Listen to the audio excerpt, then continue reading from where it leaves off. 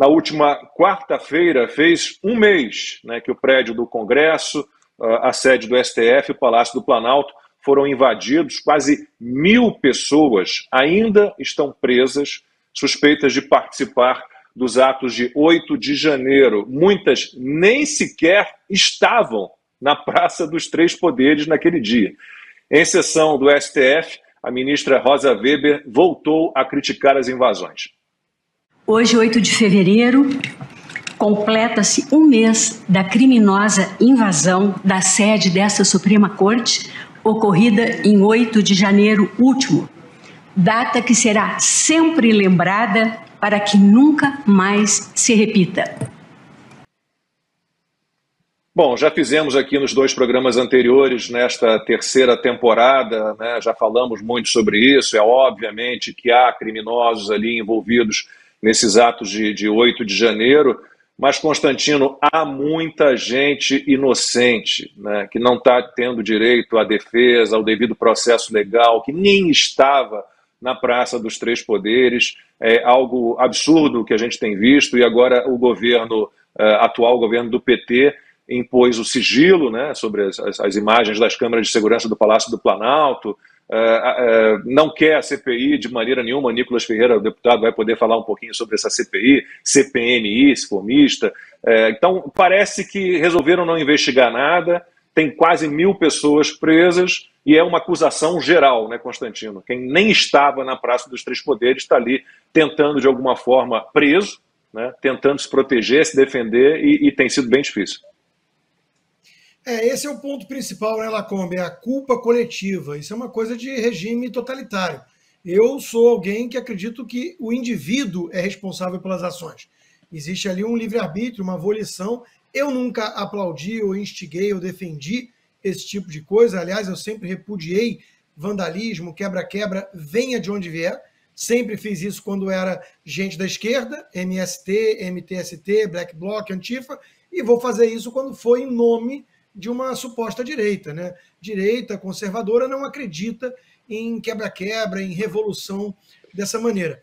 Então eu sempre repudiei, curiosamente fui um dos incluídos aí nesse rol de acusados, uma vez que existe não só a culpa coletiva, que é algo indevido, como a culpa por influência intelectual, mesmo que você nunca tenha defendido esse tipo de coisa. Mas se você criticasse muito a postura do STF ou o processo eleitoral, você poderia estar instigando algo violento dessa natureza. Quer dizer, nós estamos aí realmente na seara do totalitarismo, né? Então, isso é tudo muito preocupante. É preciso averiguar e punir, se for o caso, indivíduos, responsabilidades individuais por atos eventualmente criminosos e, obviamente, o devido processo legal. A gente sabe como é que foi esse início aí. Pessoas ficaram trancadas numa situação que remete também a regimes totalitários, subhumanos, né? E isso tudo não é defensável numa democracia. Então, o discurso da turma toda que quer repudiar esses atos e falar, tá vendo como havia uma ameaça e era preciso agir da maneira veemente como agiram, né? Não, isso é um pretexto, até porque está muito estranho, né? Essa turma do próprio PT que banca, são os defensores da democracia, agora eles que sempre defenderam aqueles vândalos que eu criticava, né? Tá muito estranha a postura deles de não querer investigar a fundo o que aconteceu. Eu quero que as imagens sejam disponibilizadas, quero que possam ir a fundo para punir os responsáveis, não criar uma ideia de culpa coletiva e tentar com isso um pretexto para banir a direita do debate público, expurgar bolsonaristas da política. Isso aí é coisa, repito, de regime totalitário. Ana, acompanhando o Oeste Sem Filtro essa semana, né, aliás, lendo a Oeste, né, desta semana, da semana passada, saiu na semana passada, uma belíssima reportagem do Augusto Nunes e falando exatamente sobre essas pessoas que estão lá presas, né, tentando se defender de alguma forma, pessoas que nem estavam na Praça dos Três Poderes, e não nos parece, neste momento, né, que o governo, ou quem quer que seja o responsável, pretenda investigar a fundo o que realmente aconteceu, né? O pretexto foi construído com esses atos de 8 de janeiro e essa acusação geral, agora a gente que se vire com tudo isso que vem. Hoje em dia as acusações são assim, né? Fake news, desinformação, ataque à democracia. Eu ia comentar exatamente, Lacombe, sobre a capa da revista Oeste dessa semana, numa reportagem e artigo, né, do Christian Costa com o Augusto Nunes, nosso querido mestre, né? Um beijo, Augusto. E é impressionante a reportagem, eu até puxei aqui um pouquinho, são 1.398 o número de pessoas presas no dia 8 de janeiro, 916 pessoas continuam presas no Distrito Federal, 460 estão com tornozeleira eletrônica e apenas 22 pessoas foram liberadas. E aí conta casos aqui, é devastador o relato das pessoas. Tem gente que não estava ali, tem gente que sequer passou perto dos prédios, e mulheres que estão presas, mulheres que estão idosas, que estão com tornozeleira eletrônica em casa, com depressão, ficam com medo de sair de casa, não sabem quantos metros podem andar antes da tornozeleira eletrônica apitar. É inacreditável isso, senhoras com tornozeleira eletrônica que nem sequer foram julgadas. E dentro da esfera do Supremo Tribunal Federal, elas têm foro privilegiado, elas estão num inquérito, numa corte com apenas ali destinada a quem tem o foro privilegiado. É inacreditável o que a gente está vivendo, Lacombe. E essa reportagem do Christian e do Augusto Nunes é triste, chega a doer o coração. E como você muito bem disse, nós queremos respostas. Nós queremos ver as filmagens, as câmeras, nós queremos os vândalos punidos, os criminosos punidos.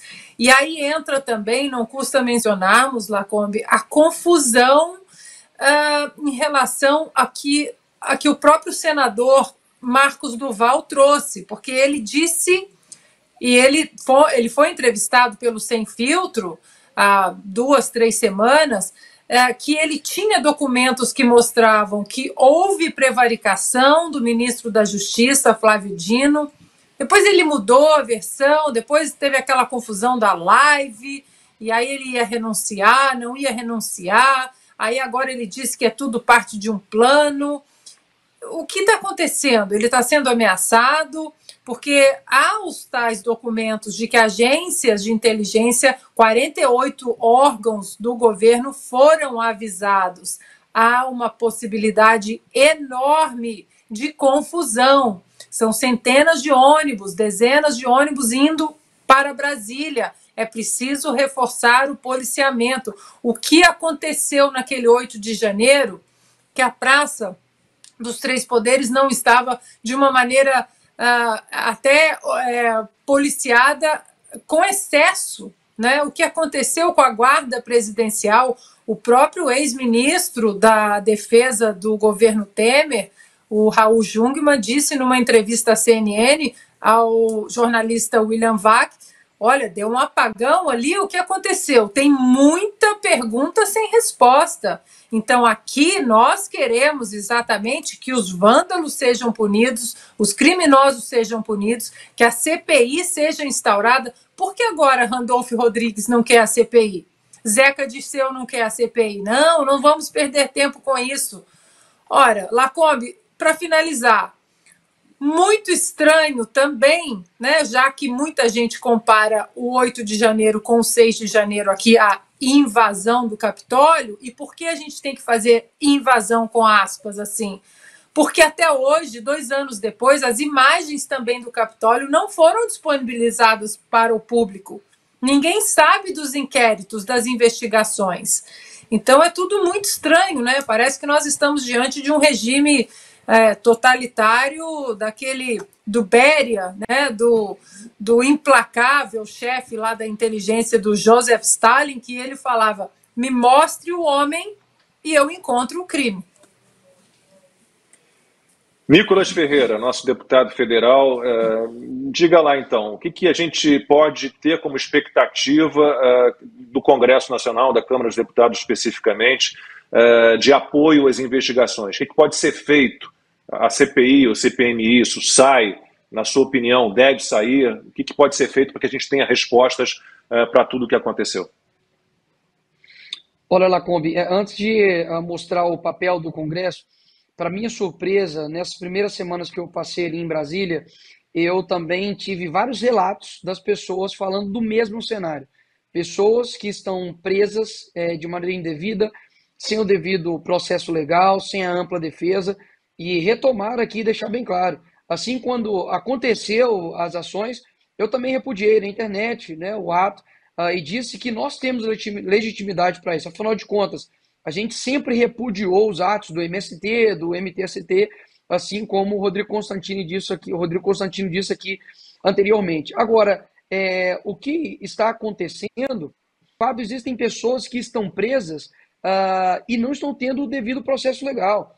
Eu recebi um caso de uma pessoa que os autos que foram lavrados trata ele como se fosse uma mulher, sendo que ele é um homem. Se eles estão tendo um erro material tão pequeno desse, que não deveria errar, o que será que, de fato, as coisas importantes e difíceis... Então, realmente, todas essas notícias estão acontecendo agora, tanto do sigilo das câmeras, quanto dos 48 órgãos que foram avisados, e eu, como deputado, já fiz um pedido de informação para a BIM e para o GSI para poder esclarecer essa história, inclusive se o próprio ministro da Justiça também foi avisado. Então nós estamos pedindo nada mais do que transparência e esclarecimento.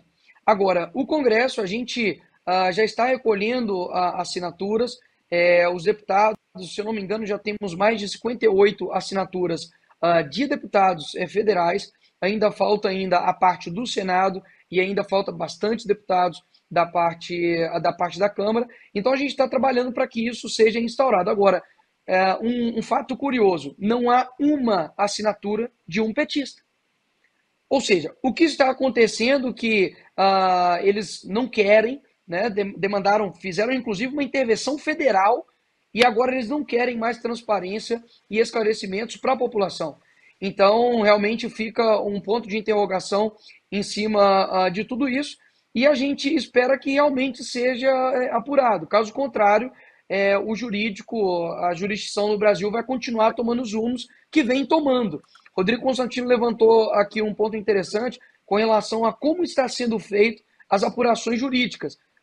Nessa última ação agora, que iria tirar a posse, né, de 11 deputados, e isso incluía meu nome, o grupo Prerrogativas, né, que é um grupo ativista, petista de advogados, eles usaram um vídeo falso meu, ou seja, o vídeo era de outubro, para poder dizer que eu estava incitando, apoiando os atos de vandalismo no dia 8.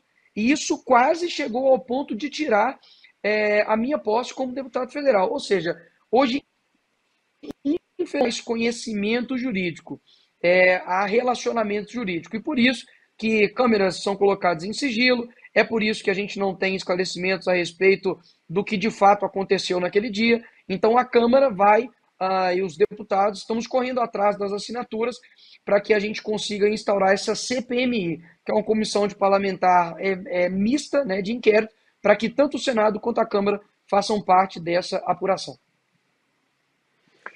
Tomara que saia, não tenho muito apreço, já falei isso aqui algumas vezes, não tenho muito apreço por comissão parlamentar de inquérito, mas nesse caso, né, eu sou a favor.